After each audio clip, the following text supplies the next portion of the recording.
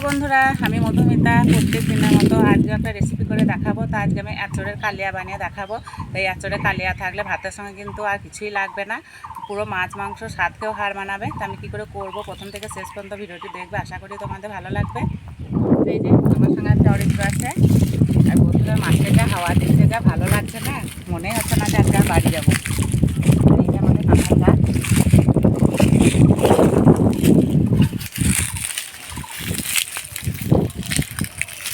এটা ছোট আছে, এটাই পেরে নেব।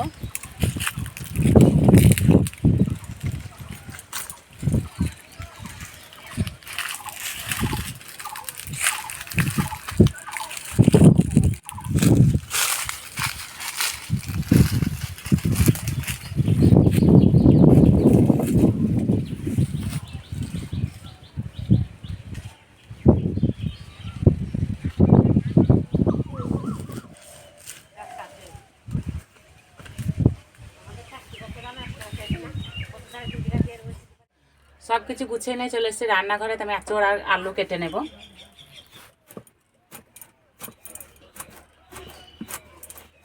যে এঁচড় সেই কাঁঠাল, একটু বড় হয়ে গেলে তখন কাঁঠাল বলে, ছোট থাকতে এঁচড় বলে। আমি অর্ধেকটা করব।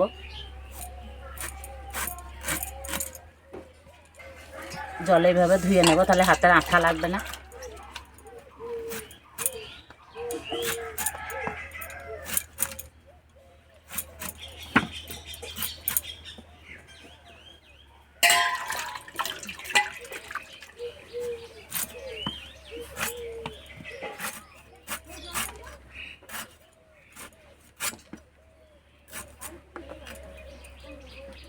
সামনের অংশটা বাদ দেবো, এটা সিদ্ধ হতে চায় না।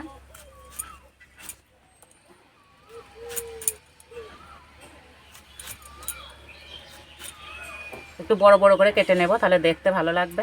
তো এই সাইজে কেটে নেব।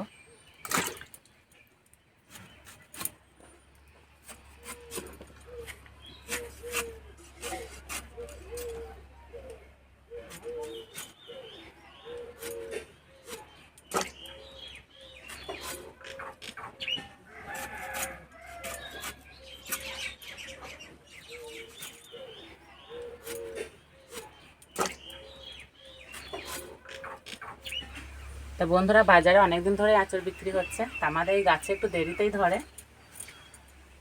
সেই জন্যই আঁচড় এখনও খাওয়া হচ্ছে।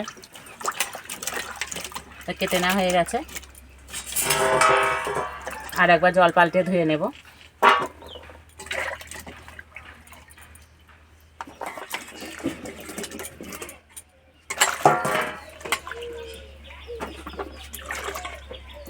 এবার আলু কেটে নেব।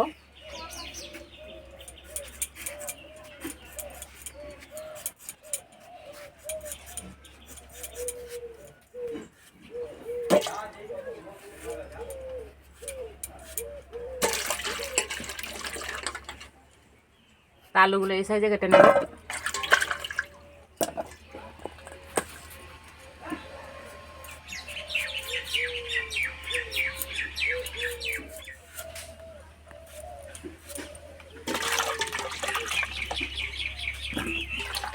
আলু আর আঁচড় কেটে নেওয়া হয়ে গেছে, এবার উনানটা জেলে নেব। উনানে আমি হাঁড়ি বসিয়ে দিয়েছি, আর যে আঁচড়টা আমি হাঁড়িতে সিদ্ধ করে নেব। হাঁড়িতে আঁচড় সিদ্ধ করলে না খেতে কিন্তু দারুণ লাগে, স্বাদটা একটা আলাদা রকম হয়। হাঁড়িতে আমি জল দিয়ে দেবো, আর একটু জল দেবো। জলে দেবো হলুদ গুঁড়ো, অল্প একটু নুন। এবার কেটে রাখা আঁচড় দিয়ে দেবো।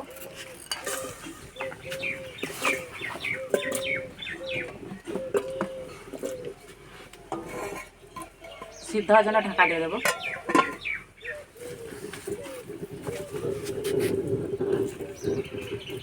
তা হাঁড়িতে সিদ্ধ করলে কিন্তু তাড়াতাড়ি সিদ্ধও হয়ে যায়।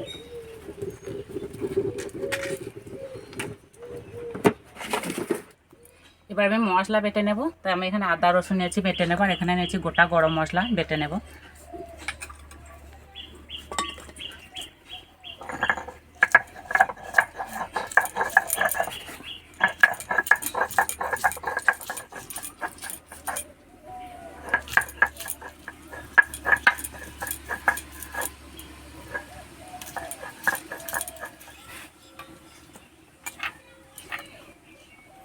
এবার গরম মশলা বেটে নেব।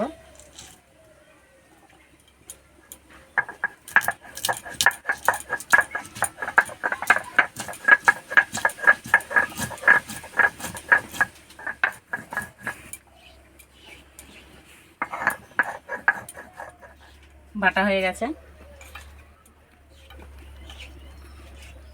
চাপাটা খুলে দেখে নেব এঁচড় সিদ্ধ হয়েছে নাকি।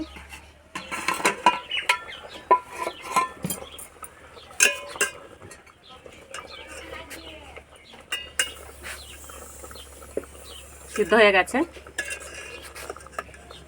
এবার এইভাবে ছেঁকে ছেঁকে তুলে নেব।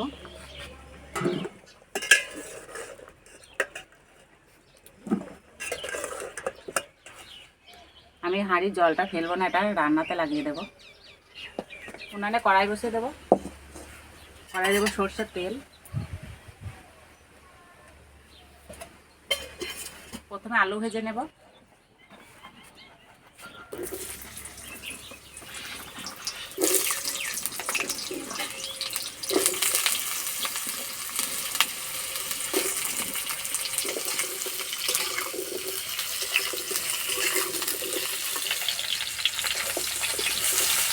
আলুটা একটু লাল লাল করে ভেজে নেব। আলু ভাজা হয়ে গেছে, তুলে নেব।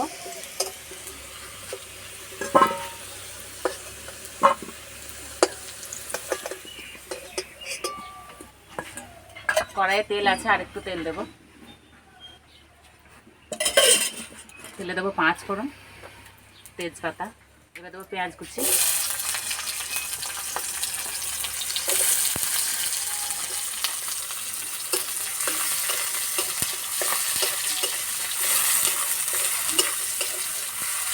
এবার দেবো টমেটো কুচি।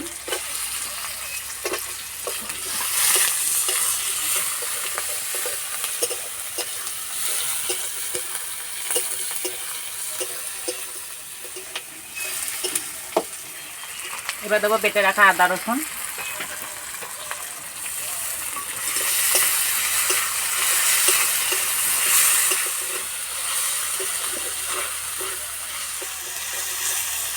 এবার দেবো গুঁড়ো মশলা, হলুদ গুঁড়ো, লঙ্কা গুঁড়ো, জিরে গুঁড়ো,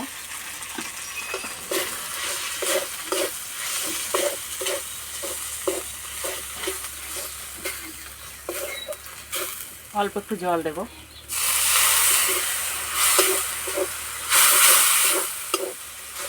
তরকারিটা যাতে সুন্দর কালার আছে তার জন্য দেবো অল্প একটু চিনি।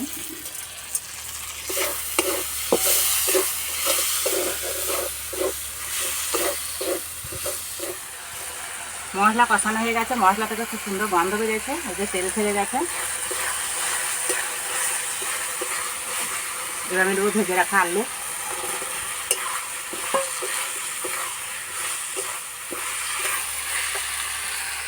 এবার দেবো সিদ্ধ এঁচড়।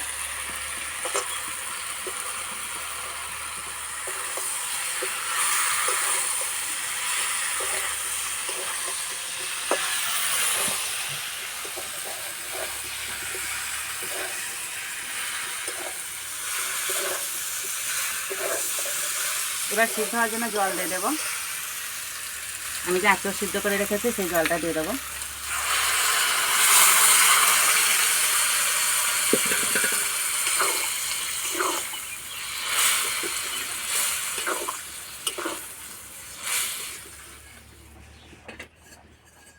এবার নুন দিয়ে দেবো।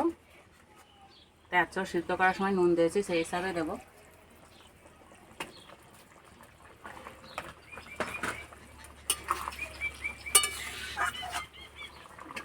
সিদ্ধ হওয়ার জন্য ঢাকা দিয়ে দেবো। এঁচড় তো সিদ্ধ করাই আছে, আলু সিদ্ধ হলেই হয়ে যাবে।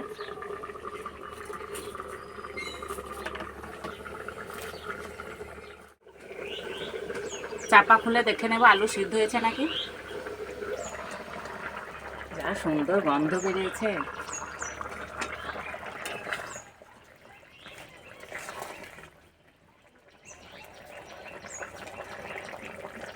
আলু সিদ্ধ হয়ে গেছে। এবার দেবো বেটে রাখা গরম মশলা।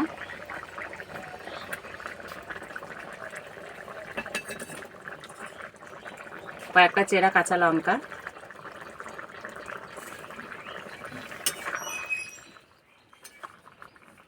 কয়েকটা আলু ভেঙে দেব,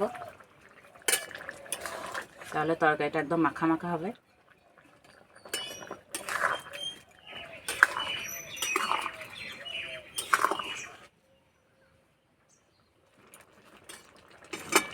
হয়ে গেছে, নামিয়ে দেব।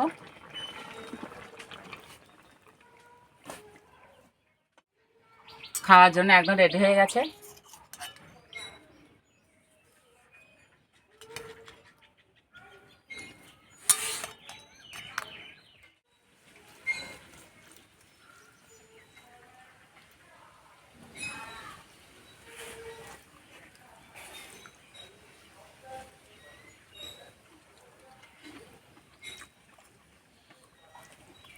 আঁচড় একদম গলে গেছে।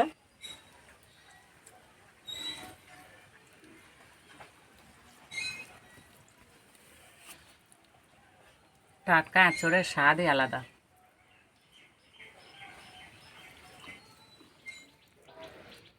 একদম মনে হচ্ছে মাংস দিয়ে ভাত খাচ্ছি।